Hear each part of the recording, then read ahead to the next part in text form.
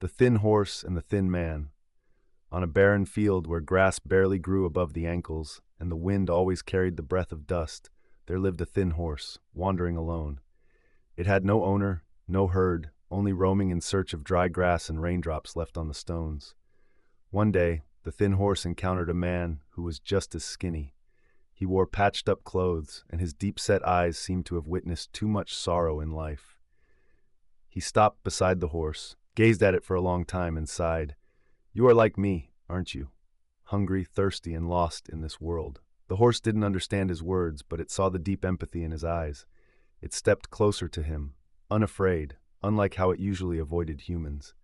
The man reached out his hand, gently stroking its rough, matted coat. From that day on, the two lonely souls traveled together. The man foraged for roots and wildflowers to eat, while the thin horse nibbled on the dry grass. They shared every precious drop of water the sky gifted them. On cold nights, the man leaned against the horse for warmth, while the horse stood watch over him in silent vigilance.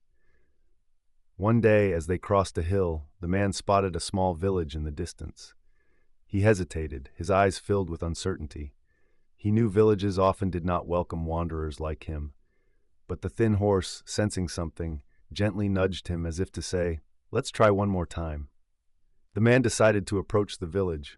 He found an old blacksmith and asked for work in exchange for food. The blacksmith looked him up and down, then glanced at the thin horse before giving a kind smile. "I can't turn away a man with such a loyal companion. You start tomorrow."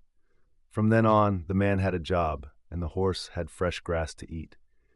Over time, their bodies grew stronger, and their eyes regained their spark of life. The villagers became familiar with the sight of the once thin man, now sturdy and hard-working, and the horse that once wandered alone, now galloping freely across the fields.